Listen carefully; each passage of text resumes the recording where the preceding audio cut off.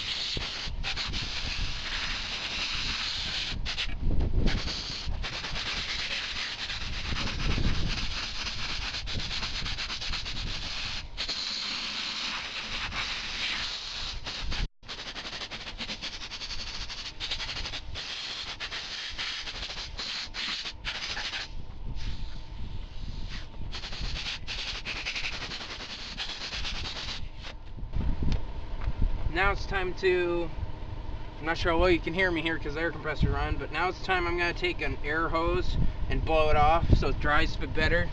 There'll also be a slight white kind of residue from the gas that'll get on this, and the way I fix that is I put some type of penetrating oil or something else on it to keep it shiny and keep it clean. Penetrating oils and things aren't the best because some have kind of acids in them that'll eat away things slowly over time, but I'm cheap and I don't have anything better really right now. So I'm going to go do that right now.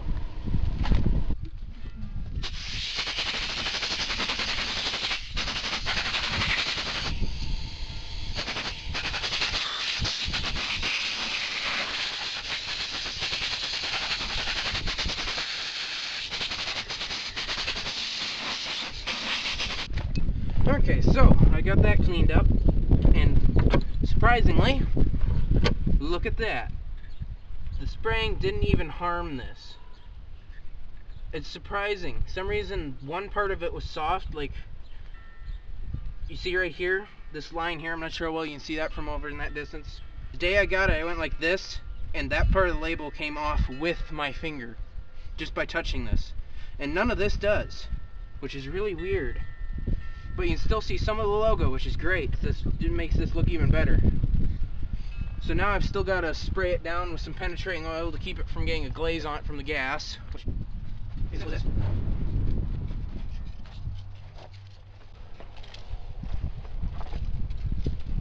And now I have the shroud to do. This will stay like this. A little bit of the glossiness will go away as the stuff dries and evaporates and whatever else it does. I think some of it gets soaked into the paint or something or other. But it should be really nice here after I get it finished, because it's really turned out better than I expected. A lot of original paint left on this thing. And if you think this isn't original, this is original paint that wasn't painted. It was just primed. They put the shroud on, then they painted it, and this all got missed and was covered in primer and rusted a bit, so it ain't near as nice. A little bit of the paint came off on this area, and a little bit came off right here in this area, but that's all under the shroud where you won't see it.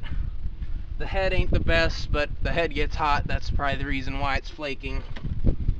I think somebody replaced the air cleaner on this, because I think originally it had the little muffle one on it that just clicked right on there.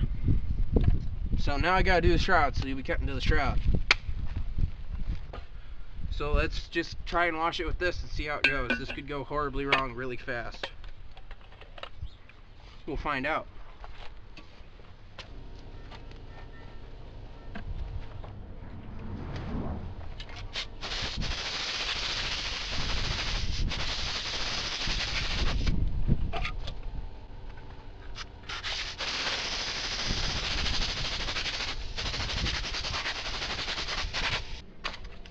There we go. Now, I'm going to get you in closer here because it didn't happen as much on the block, because I'm assuming I dried it better. But this one you're actually getting the white residue, and I think you can see it, but we'll be getting closer here to show you. So, okay, so as you can see, it's kind of pale looking, and if I wipe my finger here, you can kind of see where what the difference is. It'd be a little more like over here than over there. That'll all come right off with a little bit of rubbing down and some penetrating oil. So I'm going to do that right now. But there, now that's that way.